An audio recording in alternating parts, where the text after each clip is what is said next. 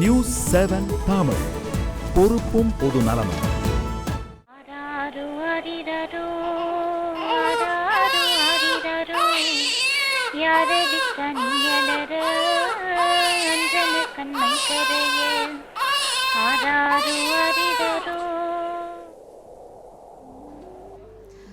ஒரு ஆணுக்கும் பெண்ணுக்கும் உள்ள வித்தியாசங்களை இந்த சமூகம் கற்பிக்கிறது, அவர்களுக்கான பாகுபாடுகளை இந்த சமுதாயம் ஏற்படுத்துகிறது. அதை பின்பற்றாத ஒரு பெண்ணை வந்துட்டு மோசமானவளாகவும், அதை கேள்வி கேட்கிற ஒரு ஆணை வந்துட்டு மிகவும் ஒரு ஆக்டிவிஸ்ட் அப்படின்ற மாதிரியான மனப்பான்மையை தான் இந்த சமுதாயம் கற்பித்து கொண்டு இருக்கிறது. அது சம்பந்தமாகத்தான் நம்ம இப்போது விவாதித்து கொண்டிருக்கிறோம்.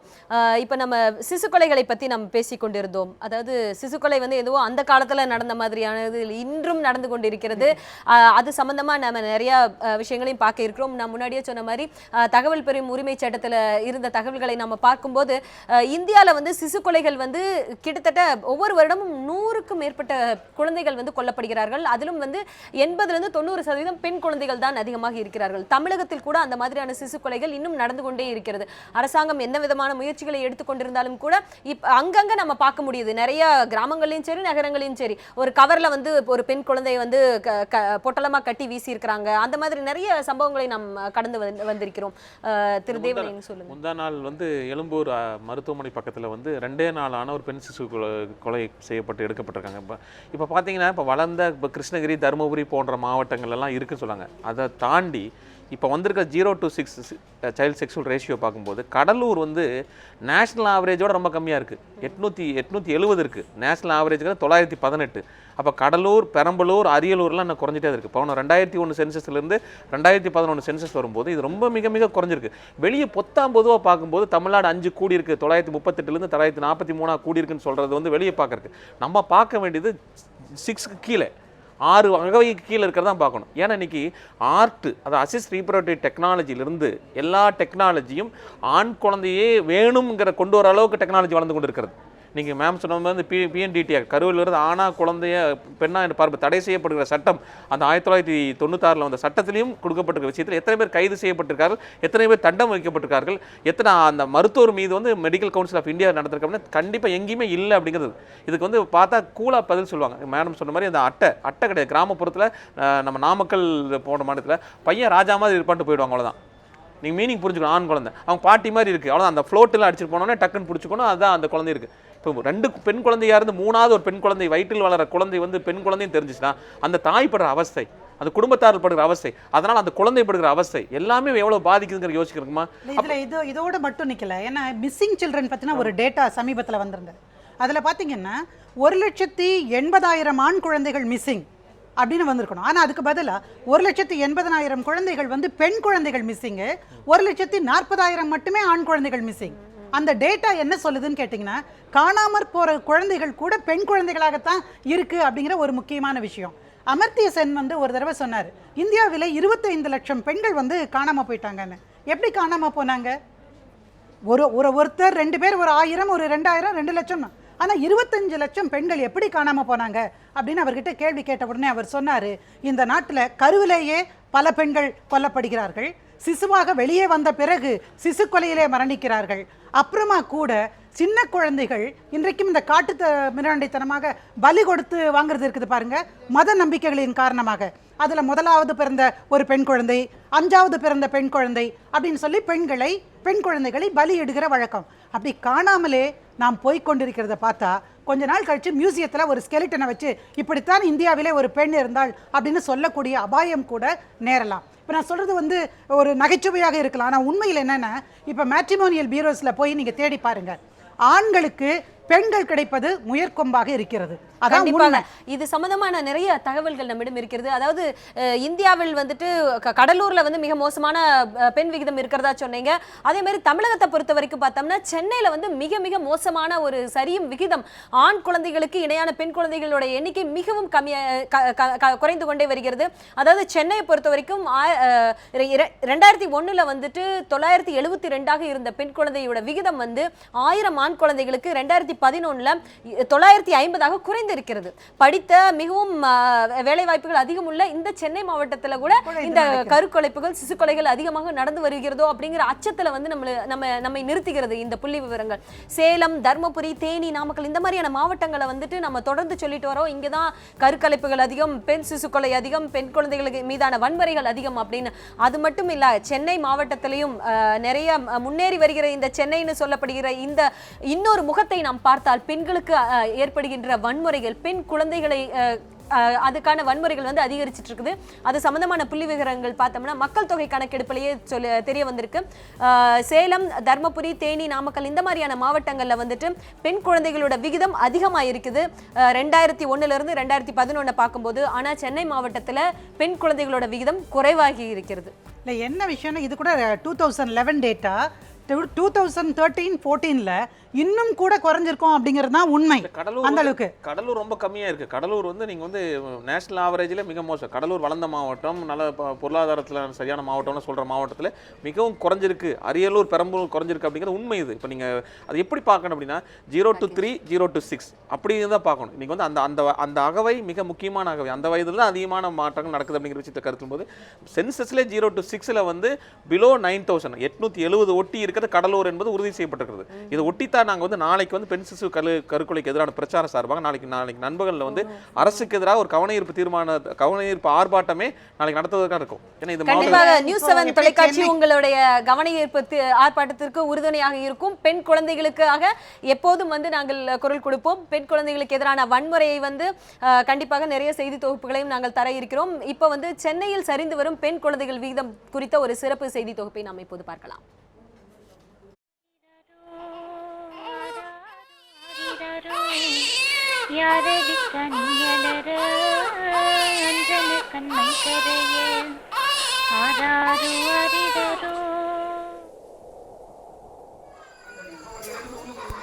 சென்னை கோடம்பாக்கத்தை சேர்ந்த கமலா வீட்டு வேலை செய்து தனது 2 மகள்களையும் படிக்க வைத்து வருகிறார். தனது கணவர் பெறும் வருமானம் முழுவதையும் மதுக்கடையில் செலவிட்டு விடுவதாக சொல்லும் கமலா தனது சொற்ப வருமானத்தில்தான் 2 மகள்களின் மேல் படிப்பிற்கும் திருமணத்திற்கும் பணம் சேர்க்க வேண்டும் என்கிறார். குடிகாரனை வச்சுக்கின்னு நான் என்னை எப்படி குடும்பத்தை முன்னு கொண்டு வந்து எப்படி பொம்பளை பொண்ணுங்களை கட்டி கல்யாணம் பண்ணி கொடுக்கணும், எந்த அளவுக்கு படிக்க வச்சு அதுங்களை மேரேஜ் பண்ணி அனுப்பதுக்கு போதும் ஆகிடும். அது வரைக்கும் எனக்கு தெம்பு இருக்கணும். நான் அந்த காவலிலே என் உடம்பே போயிடுச்சு. ஆண் குழந்தைகளை விட பெண் குழந்தைகளை வளர்ப்பதில் அதிக பொறுப்பும் கவனமும் அவசியம் என்கிறார் சென்னை தீநகரை சேர்ந்த உஷா. 2 மகள்களின் எதிர்காலம் பற்றிய கனவும் பயமும் எப்போதும் தன் மனதில் இருப்பதாக அவர் சொல்கிறார். இப்படி போடலாம் எனக்கு கேர்ள்னு பார்த்தீங்கன்னாக்கா ஆஸ் அ பேரண்ட் நான் வந்து ஃபஸ்ட்டு வந்து அவங்களுக்கு எஜுகேஷன் கொடுக்கணும், அதுக்கப்புறம் அவங்களுக்கு கல்யாணமும் பண்ணி வைக்கணும். ஸோ இது 2 பேர்டனும் இருக்கிறதுனால நாங்கள் வந்து கொஞ்சம் டிஃபிகல்ட்டாக ஃபீல் பண்ணுறோம். But we accepted. சேஃப்டி பார்த்தீங்கன்னாக்கா அதுவே கொஞ்சம் பயங்கரமாக இருக்குது. ஏன்னாக்கா எல்லாமே நம்ம கேள்விப்படுறோம் சரௌண்டிங்ஸில். இந்த மாதிரி வேனில் போனாலும் பயமாக இருக்குது. அண்ட் ஸ்கூலில் நாங்களே போய் ட்ராப் பண்ணிவிட்டு பிக்கப் பண்ணிவிட்டு வரோம். அண்ட் அவங்கள எதனா ஒரு கிளாஸுக்கு அனுப்புனாலும் பயமாக இருக்குது. கல்வி, வேலைவாய்ப்பு என எல்லா தளங்களிலும் பெண்களுக்கு வாய்ப்புகளை வழங்கும் சென்னை மாநகரத்தில் நாளுக்கு நாள் பெண் குழந்தைகளின் சதவிகிதம் குறைந்து வருகிறது. அதிலும் சென்னையில் ஒவ்வொரு நாளும் 30க்கும் மேற்பட்ட சிசுக்கள் கருவிலே கொல்லப்படுவதாக கூறுகிறார் கருக்கொலைக்கு எதிரான அமைப்பின் செயலாளர் இந்திரா. கடந்த 5 வருடத்தில் வந்து பார்த்தோன்னா அபார்ஷன்ஸ் 90,000க்கும் மேற்பட்ட கருக்கலைப்புகள் வந்து இங்கே நடந்திருக்கு, சென்னையில் நடந்திருக்கு. அது வந்து இது ரொம்ப மோசமான, ஏன்னா அப்போனா இந்த 90,000 வந்து அதில் எப்படி போனாலும் 70% வந்து பெண் குழந்தைகளாக தான் இருப்பாங்கன்னு கண்டிப்பாக நம்ம அடிச்சே சொல்லலாம். பெண் குழந்தைகளை கருவிலே அளிக்கும் கொடூரம் தமிழகத்தின் தலைநகரான சென்னையிலும் நீடித்து வருகிறது. இதன் காரணமாகவே சென்னையில் பெண் குழந்தைகளின் விகிதம் குறைந்து வருவதாக வல்லுநர்கள் தெரிவிக்கின்றனர். பெண்களுக்கு எதிரான வன்முறை அவர்கள் கருவாக இருக்கும் போதிலிருந்தே தொடங்கி விடுகிறது. ஆண் பெண் விகிதம் சரிந்தால் இந்த சமுதாயம் சமநிலையற்றதாக இருக்கும் என்கிறார்கள் சமூக ஆர்வலர்கள். பிரமிளா, நியூஸ் 7 தமிழ், சென்னை. நம்ம ஒரு லட்சத்திற்கும் மேற்பட்ட வந்து சிசு கொலைகள் அதாவது கருக்கலைப்புகள் வந்து நடந்து கொண்டே இருக்குது இந்தியா முழுவதும். அது சம்பந்தமான தொகுப்பை தான் நாம் பார்த்தோம். அதாவது சென்னை, கடலூர், அரியலூர், பெரம்பலூர் இது மாதிரி எல்லா மாவட்டங்களிலும் வந்து பெண் குழந்தைகளோட விகிதம் வந்து குறைந்து கொண்டே வருகிறது. இந்தியாவோட சராசரி எடுத்து பார்க்கும்போது 950ற்கு அந்த அந்த அளவை வைத்துக்கொண்டால் கூட தமிழகத்தில் உள்ள மாவட்டம் வாரியாக நாம் பார்க்கும்போது பெண்கள் குழந்தைகளோட சதவிகிதம் வந்து சரிந்து கொண்டே வருகிறது. இது மிகவும் மோசமான ஆபத்தான, அது மட்டும் இல்லாமல் ஒரு ஆரோக்கியமற்ற ஒரு சமுதாயத்தை வந்து ஏற்படுத்தும் அப்படின்னு நம்ம சொல்லலாம். திரு தேவநயன் சொல்லுங்க, பெண் குழந்தைகளுக்கு எதிரான வன்முறைகள் வந்து எப்படி ஒவ்வொரு நாளும் அதிகமாகிக் கொண்டு வருகிறது, அது எங்கிருந்து துவங்குகிறது? நீங்கள் வந்து பெண் குழந்தைக்கு எதிரான வன்முறை என்பது எல்லா இடத்திலும், இன்னைக்கு கருவிலிருந்து கல்லறை வரை இன்றைக்கி பெண்களுக்கான எதிரான வன்முறை அதிகரித்து வருகிறது. எல்லா நிலையத்தையும் பார்க்குறேன். இன்றைக்கி வந்து சமீப காலமாக பார்த்துருக்கீங்க. குறிப்பாக இன்றைக்கி வந்து ஊடகங்களோட விஷயத்தில் நிறைய பெண் குழந்தைக்கான பாலியல் வன்முறை விஷயங்கள் நிறைய இடத்துல வெளியே வருது. இன்றைக்கி கொத்தடிமை குழந்தைகள் இருக்காங்க, குழந்தை உழைப்பாளர்களாக இருக்காங்க. இன்றைக்கி ஒவ்வொரு இடத்துல நடந்துகிட்டு இருக்கிற வன்முறையினுடைய வடிவங்கள் பல்வேறு விதமாக இருக்குது. இன்றைக்கி பள்ளிகளில் நடக்கிற வன்முறை, இன்றைக்கி கடத்தப்படுகிறது, நாசமாக்கப்படுகிற, சூறையாடப்படும், உலகத்தில் எளிதில் நாசமாக்கப்படும் சூறையாடப்படும் பட்டியலில் குழந்தைகள் தான் முதல் இடத்துல இருக்கிறாங்க. எல்லா விதத்திலும், உடல் ரீதியாக, மன ரீதியாக, பாலியல் ரீதியாக, எல்லா அப்படி பார்க்கும்போது ஒவ்வொரு இடத்திலும் ஒவ்வொரு லெவலும் அதிகரிச்சுட்டே இருக்குது. இன்றைக்கி பார்த்தீங்கன்னா இன்றைக்கி குழந்தை உழைப்பாளர்கள் எண்ணிக்கை அதிகமாக இருக்குது.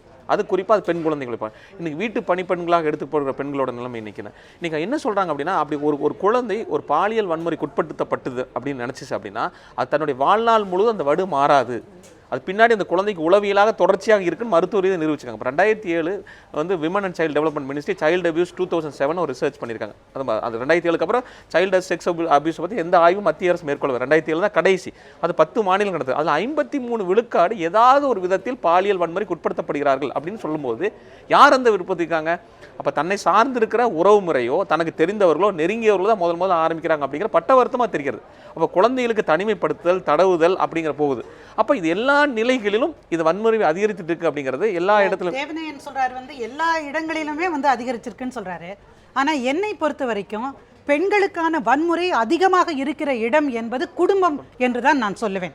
குடும்பத்திலிருந்து தான் தொடங்குது. நீங்க வந்து கருக்கொலையை சமூகம் செய்யறதுக்கு காட்டிலும் இங்கே வீட்டுக்குள்ள இருக்கிற தாய் செய்கிறாள், சிசு கொலையை அந்த மாமியாரோ அல்ல உறவினர்களோ அங்கே இருக்கிறவங்க செய்கிறத நம்ம பார்க்குறோம். அங்கேயே தான் குழந்தைகளுக்கு பேட் டச் அதெல்லாம் பற்றி நம்ம சொல்கிறோமே.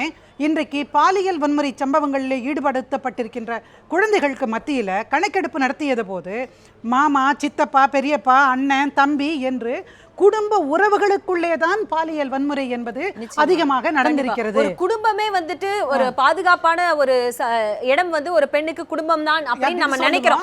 ஆனா அந்த குடும்பமே வந்துட்டு ஒரு பெண்ணுக்கு வந்து பாதுகாப்பற்ற ஒரு சூழ்நிலையை ஏற்படுத்தி கொண்டிருக்கும் போது அவள் எந்த விதத்தில் தன்னுடைய கவலைகளை எங்கு வந்து முறையிடுவாள், அவளுக்கான நீதியை எங்கு போய் கேட்பாள் அப்படின்றது ஒரு பெரிய கேள்விக்குறியா இருக்கு. இதே சமயத்துல ஒரு நேயர் நம்மளோட இணைந்திருக்கிறார். தங்களுடைய கருத்துக்களை பகிர்ந்து கொள்ள கோவையிலிருந்து சொல்லுங்க ரகுநந்தன், உங்களுடைய கருத்துக்கள். மேடம், வந்து பார்த்தேன் 2 பேரும் சொல்றீங்க, அதையும் நான் கேட்கிறேன். ஆனா 2 பேரும் சொல்றதுல பல முரண்பாடும் இருக்குது, குற்றமும் இருக்குது. ஒரு குடும்பத்துல வந்து ஒரு அண்ணன் வந்து ஒரு தங்கச்சி மேல கை போட்டு பேசினா தவறா?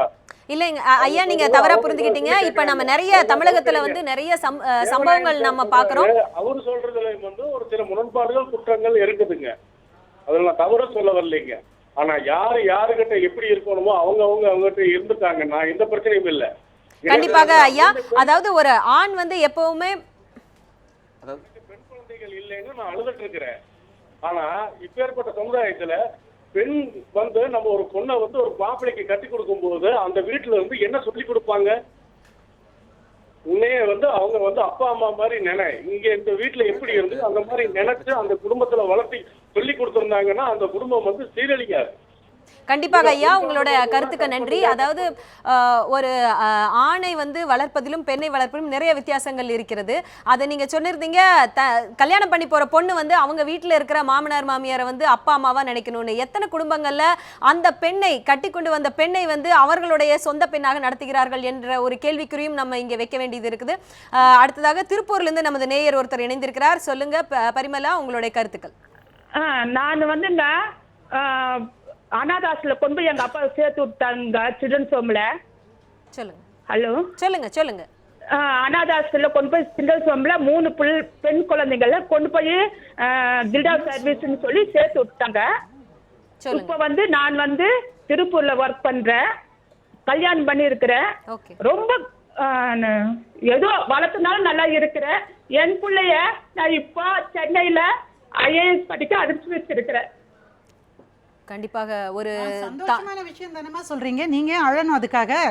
ஒரு ஐஏஎஸ் படிக்க வைக்கிற ஒரு பெண்ணை பெற்றிருக்கீங்கன்னு நீங்க பெருமைப்பட வேண்டியது தானே. இதுல அழுகிறதுக்கு ஒண்ணுமே இல்லைங்க.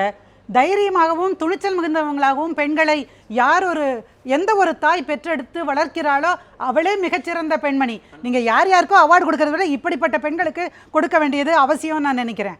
என்னென்ன கண்டிப்பாக, அதாவது எங்க நியூஸ் 7 தமிழ்ல முக்கியமாக தான் பெண்களுக்கான இடங்களை நாங்கள் ஏற்படுத்தி கொண்டிருக்கிறோம். அதாவது இந்த பெண்மணி சொல்லியிருந்தாரு, திருப்பூரை சேர்ந்த பரிமலா சொல்லியிருந்தாங்க, தன்னுடைய மகள் வந்து இவர் வந்து கஷ்டப்பட்டு வேலை செய்து கொண்டிருக்கிறார் இந்த பின்னலாடை நகரத்திலே.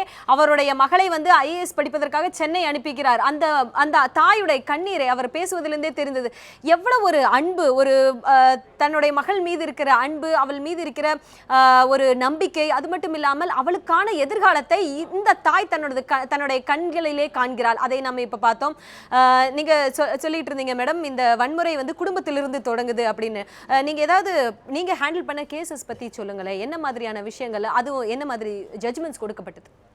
இல்லை, நிறைய வழக்குகளில் இப்போ தீர்ப்புகள் என்று வருகின்ற பொழுது நிச்சயமாக பெண்ணுரிமை தீர்ப்புகளாகத்தான் பெரும்பாலானவை இருக்கின்றது. ஆனால் வழக்குகள் நீதிமன்றத்திற்கு வருவதற்கே நிறைய தடைகளை கடந்து வர வேண்டியிருக்கிறது. இப்போ ஒரு கேஸை போய் ஒரு பாலியல் வன்முறை கேஸுன்னா ரெஜிஸ்டர் பண்ண வேண்டிய இடம் எது? நம்ம வந்து காவல் நிலையத்தில் ரெஜிஸ்டர் பண்ணுவோம். ஆனால் பதிவு செய்வதற்கே ஒரு மிகப்பெரிய யுத்தத்தை, போராட்டத்தை நடத்தணும். ஒரு 10 நாள் இழுத்து அடிச்சுட்டு அப்புறமா முடியாமல் அந்த பொண்ணு அதோட அதை கீழே போட்டு வந்துடணும். அந்த பிரச்சனையே விட்டுட்டு இதை விட வீட்டில் இருக்கிற பிரச்சனையே பெருசு, பரவாயில்லை சமாளிச்சுக்கலாம் அப்படின்னு வரக்கூடிய ஒரு சூழ்நிலை. அதை கடந்து வந்த பிறகு காவல்துறையினர் சரியான சாட்சியங்களை விசாரிக்கிறார்களா, ஸ்டேட்மெண்ட்ஸ் எழுதுகிறாங்களா, வழக்கை சரியான முறையிலே பதிவு செய்கிறார்களா, இதையெல்லாம் தாண்டி இந்த பேராமீட்டர்ஸ்லாம் வந்து கரெக்டாக இருந்தால் தான் நீங்கள் வந்து கோர்ட்டில் ஒரு வழக்கே வரும். அப்படி வழக்கு வருகிற பட்சத்தில் ஒரு கணவன் வந்து அடித்து துரத்திட்டான்னு வச்சுக்கோங்களேன். இன்றைக்கு நீதிமன்றத்துக்கு வந்தாங்கன்னா குடும்ப வன்முறை சட்டத்தின் கீழே கட்டாயமாக பெண்களுக்கு பாதுகாப்பு கொடுக்கப்படுகிறது. முன்ன மாதிரி ஒரு புருஷன் நினச்சி நீ வீட்டை விட்டு வெளியே போ அப்படின்னு துரத்திட முடியாது ஒரு பெண்ணை. ஏன்னா அந்த கணவனது வீட்டில் அவளுக்கு அதில் உரிமை இருக்கோ இல்லையோ, அதாவது சொத்தில் அதில் உரிமை இருக்கோ இல்லையோ, கணவன் வாழ்கிற இடத்திலே பெண்ணுக்கு வாழ்வதற்கான உரிமை இருக்கிறது, right of shared household இருக்கிறது என்று எல்லா நீதிமன்றங்களும் தொடர்ந்து தீர்ப்பை கொடுப்பதை நம்ம பார்க்கிறோம். பிள்ளைய பிடுங்கி வச்சுப்பாங்க, தாயையும் மகனையும் பிரித்து வச்சு வீட்டை விட்டு ஒரு பிச்சைக்காரி மாதிரி தெருவில் துரத்துவாங்க. அப்படி இனிமேலாம் துரத்த முடியாது. குழந்தைய உடனடியாக தாய்கிட்ட தான் கொடுக்கணும். தற்காலிகமாக பாதுகாப்பாளர் உரிமையை பெண்ணுக்கு தான் கொடுக்கணும் அப்படின்னு சட்டம் சொல்லுகிறது. அதே போல் பாலியல் வன்முறை வழக்குகளில் பார்த்தீங்கன்னா தண்டிக்கப்பட வேண்டியவர்கள், அது காவல்துறையாக இருந்தாலும் சரி, சமூக விரோதிகளாக இருந்தாலும் சரி, எப்படி இருந்தாலும் அவர்களுக்கான தண்டனை இப்பொழுது உத்தரவாதப்படுத்தப்பட்டு தான் வருகிறது. என்ன லீகல் ப்ரொசீடிங்ஸ்ல கொஞ்சம் டிலே ஆகுது. கண்டிப்பா மேடம் சொன்ன விஷயத்துல ரொம்ப முக்கியமான விஷயம் வந்து நிறைய செய்திகளை கொண்டு வரதுல என்னன்னா, இதை தவறா ப்ரொமோட் பண்றாங்க. இப்போ குடும்ப வன்முறையிலிருந்து பாதுகாப்பு சட்டம் ஏன் வந்துச்சுன்னா, 2 உலக போர்களில் இறந்தவர்கள் எண்ணிக்கையோட குடும்ப வன்முறைகளில் இறந்தவர்கள் எண்ணிக்கை அதிகம். ரிசர்ச் யூனிஃபார்ம் இந்த இன்டர்நேஷனல் வந்து ஐநா சபையினுடைய பெண்களுக்கான அமைப்பு கொடுத்தது. ஆனால் எப்படி ப்ரொமோட் பண்ணுறாங்களா, எதை சொல்கிறாங்கன்னா, இது ஆண்களுக்கு எதிரான சட்டம் அப்படின்னு வந்து ஒரு 4 இதழில் போடுறான். எவ்வளோ அயோக்கியத்தனம்! ஆண்களுக்கு எதிரான சட்டம் அல்ல இது. இது ஆண்களுக்கு சொன்ன மாதிரி நீங்க கம்ப்ளைண்ட் கொடுத்தீங்கன்னா உடனே ஹஸ்பண்ட் அரெஸ்ட் பண்றது கிடையாது. சகோதரனை அரெஸ்ட் பண்ண மாட்டோம், அப்பாவை அரெஸ்ட் பண்ண மாட்டோம். யார் அடிச்சாங்களோ அந்த வன்முறையாளரை கூப்பிட்டு வச்சு பேச்சுவார்த்தை நடத்தி புத்தி சொல்லி பார்ப்பாங்க. அதாவது ஒவ்வொரு அறிவுரை கூறுவார்கள். அது நடக்கல, அதுக்கப்புறமா அவன் போட்டு அடிச்சான்னு வச்சுக்கோங்க. புல்லானாலும் கோட்டரானாலும் புருஷன் சொல்றாங்க, புல்லானாலும் கோட்டரானாலும் புருஷன் அப்படிங்கிற மனநிலை மித்து இருக்கு பாருங்க. இதனால என்ன பண்ணுது அப்படின்னா, நீங்க வந்து இந்த வன்முறையை தாங்கி இருப்பதுதான் கலாச்சாரமா? அது என்னங்க அயோக்கியத்தனமான கலாச்சாரம்? அந்த கலாச்சாரம் வேண்டாம். அடி வாங்கி கொண்டே அட்ஜஸ்ட் பண்ணிக்கோ போ அப்படிங்கிறது என்ன கலாச்சாரம்? அது கலாச்சாரம் அல்ல. அது என்னங்க கலாச்சாரம்? அது வந்து அயோக்கியத்தனமானது. அந்த கலாச்சாரம் கிடையாது. எனக்கு சில கேசஸ் எல்லாம் வரும். அதுல பாத்தீங்கன்னா இவர் சொன்ன மாதிரி இந்த கலாச்சார சிந்தனை எப்படி பெண்கள், ஏன்னா அவ வந்து போலீஸ் ஸ்டேஷனுக்கு போயிட்டால, அவ வந்து குடும்ப வன்முறை சட்டத்துக்கு போயிட்டால, புருஷன் மேல கம்ப்ளைண்ட் கொடுத்துட்டால, கோர்ட்டுக்கு போயிட்டால, அதனால அவளோட வாழ முடியாது. வாழ முடியாததுக்கு காரணம் வந்து அந்த பெண் குற்றம் புரிந்தாள் என்று சொல்லுவதில்லை. இனி வந்து வன்முறையை எதிர்த்து குரல் கொடுக்கிற பெண்ணினுடைய குரல் வளையை நான் நெரிப்பேன் என்று சொல்லுகிற அந்த மனசுதான் வந்து நிறைய பேருக்கு இருக்கு. கண்டிப்பாக மேடம், நிறைய இடங்கள்ல நீங்க பதிவு பண்ணிருந்தீங்க அந்த ஆணாதிக்க சிந்தனை அப்படின்னு. இந்த ஆணாதிக்க சிந்தனை வந்து நிறைய பெண்களிடமும் உள்ளதாக நீங்க சொன்னீங்க. அதைய வந்து நிறைய இடங்கள்ல வளர்ப்பது, ஒரு குடும்பத்தில் எடுத்துக்கிட்டோம்னா இப்படித்தான் நீ இருக்கணும் அப்படின்ற சொல்ற இடத்துல இருந்து வருது. அந்த ஆணாதிக்க சிந்தனை வந்து பெண்களுக்கு வருது. கட்டமைப்பு. இந்த இது சம்பந்தமான ஒரு ஸ்கேன் சென்டர் சம்பந்தமா நாம பார்க்கும்போது பெண் சிசுவாக இருக்கும்போது அந்த பெண் சிசுவை வந்துட்டு உடனடியாக வந்து கலைச்சிடுறாங்க. அதே ஆணா இருக்கும்போது அந்த சமூகமே கொண்டாடுது. அந்த வீட்டில் வந்து கேக் சாக்லேட்லாம் கொடுத்து கொண்டாடிட்டு இருக்காங்க. ஒரு ஆணை வந்து பெற்றெடுக்க போறாய், நீ வந்து ஒரு அதிர்ஷ்டம், அந்த மாதிரி எல்லாம் சொல்லிட்டு இருக்காங்க. இந்த மாதிரி கருக்கலைப்புகள் வந்து நடைபெறுகிற ஒரு முக்கியமான இடமாக ஸ்கேன் சென்டர்கள் இருக்குது. அதை பார்த்தோன்னே நீங்க முன்னாடியே சொன்னீங்க, ஆண் பெண்ணை வந்து எப்படியெல்லாம் சீதா உனக்கு பிறக்க போதா, ராமன் உனக்கு பிறக்க போறாரு, இந்த மாதிரியான அடையாளங்களை வந்து சொல்வதாக நீங்கள் சொன்னீங்க. இந்த ஸ்கேன் சென்டர்ஸை பொறுத்த வரைக்கும் தமிழகத்துல வந்து கோலோச்சி வளர்ந்து வருது அப்படின்னு நம்ம சொல்லலாம். சேலம், ஈரோடு, சென்னை, அது மட்டும் இல்லாம எல்லா மாவட்டங்களிலும் இந்த ஸ்கேன் மையங்களோட வளர்ச்சியை வந்து பூதாகரமாக மாறிக்கொண்டிருக்கிறது. சென்னையில மட்டும் பாத்தீங்கன்னா ஆயிரக்கணக்கில் ஸ்கேன் மையங்கள் இருக்குது. இதையெல்லாம் யார் வந்து செக் பண்றாங்க, எங்க வந்து இதை பத்தி வெரிஃபை பண்றாங்க அப்படின்னு பார்க்கும்போது இதுக்கான செக்கிங்ஸ் வந்து எங்கேயுமே அதிகமா இல்லைன்னு நம்ம சொல்லலாம். சேலத்துல இந்த வருஷத்துல மட்டும் பார்த்தோம்னா 260 ஸ்கேன் மையங்கள் இருக்குது. அதே மாதிரி ஈரோட பொறுத்த வரைக்கும் நூற்றுக்கணக்கான மையங்கள் இருக்கின்றன. சென்னை பெருநகரமான இந்த சென்னையில வந்து ஆயிரக்கணக்கான ஸ்கேன் மையங்கள் இருக்குது. தமிழகம் முழுவதும் பார்த்தா 4000க்கும் மேற்பட்ட இந்த ஸ்கேன் மையங்கள் இருக்குது. இதையெல்லாம் யார் ரெகுலரா செக் பண்றாங்க அப்படின்னு நாங்க எங்களோட தொலைக்காட்சி மூலமாக நாங்க அரசாங்கத்திடம் கேட்ட போது சுகாதாரத்துறை மூலமாக, சமூக நலத்தை மூலமாக கண்காணிப்பதாக சொல்கிறார்கள். ஆனா இதுக்கான செக்ஸ் வந்து ரெகுலரா நடக்குதா அப்படின்னு நம்ம ஸ்கேன் சென்டர்ல நம்ம விசிட் பண்ணி பார்க்கும்போது அது சம்பந்தமா யாரும் அந்த மாதிரியான தகவலை கூட யாரும் சொல்றது இல்ல. தேவனையன், நீங்க சொல்லுங்க, பெண் குழந்தைகளுக்கு எதிரான வன்முறைக்காக நீங்க போராடி வரீங்க. நீங்க நாளைக்கு ஒரு கவன ஈர்ப்பு ஆர்ப்பாட்டத்தையும் நடத்த இருப்பதாக சொல்கிறீர்கள். நீங்க சொல்லுங்க, இந்த ஸ்கேன் மையங்களை வந்து யார் வழி நடத்த வேண்டும், இந்த வழிமுறைகளை அந்த மையங்கள்ல வந்து உள்ள வர கரு விஷயத்தை வந்து முதல் பதிவு பண்றோம். அதுக்கப்புறம் வந்து அந்தக்கான ரெஜிஸ்டர் இருக்கு, ஃபார்ம்ஸ் இருக்கு. அந்த ஃபார்ம்ஸை வந்து யார் பண்ணணும் அப்படின்னா அங்கே வந்து யார் பெற்றோர் பண்ணிட்டு அடுத்து வந்து அந்த மருத்துவர் எந்த ஆய்வு பண்ணணும் அவங்க தான் பண்ணணும். அந்த யார்ட்டையும் கைலி கான்ஃபிடென்ஷியலான ஃபைல், அந்த ஃபைல் யாருக்கு காட்டவே கூடாது. ஆனால் அது எல்லா இடத்துலையும் இருக்கா நீங்கள் போய் கேட்டு பாருங்க, எத்தனை பேர் வந்தாங்க என்ன பேர், அந்த டீட்டெயில் கூட இருக்காது. என்ன சொல்லுவாங்க, நாங்கள் கம்ப்யூட்டரில் இருக்குது, கம்ப்யூட்டர் இல்லை, அவங்க க்ளீனாக சட்டத்தில் சொல்லுது. அது அத்தனையும் தொடர்ச்சியாக கண்காணிக்கணும், அது அரசுக்கு அனுப்பப்படணும். கண்டிப்பாக. அதாவது ஒவ்வொரு விஷயத்திலும் நம்ம ஒரு குழந்தை வளர்வதிலிருந்து பார்த்தா இந்த சமூகம் கட்டமைக்கின்ற வேறுபாடுகளிலிருந்து, பாகுபாடுகளிலிருந்து விடுதலை கிடைக்க வேண்டும் என்று சொன்னால் இந்த குடும்பம் வந்து ஒரு பாதுகாப்பான அமைப்பாக மாற வேண்டும் அப்படின்றது ஒரு முக்கியமான ஒரு கருத்தா பார்க்கிறோம். இந்த பெண் குழந்தைகளுக்கு எதிரான வன்முறையை வந்துட்டு கலந்துரையாடல் நிகழ்ச்சியில பங்கேற்ற வழக்கறிஞர் சாந்தகுமாரி அவர்களுக்கும் திரு தேவநயன் அவர்களுக்கும் மிக்க நன்றி. எங்களோட நேயர்கள் வந்து தங்களுடைய கருத்துக்களை பகிர்ந்து கொண்டே வந்தார்கள். மீண்டும் நாளை மற்றும் அடுத்த நாள் இந்த மையம் நிகழ்ச்சியில் இது போன்ற நிறைய விஷயங்களை நாம் விவாதிக்க இருக்கிறோம். நன்றி.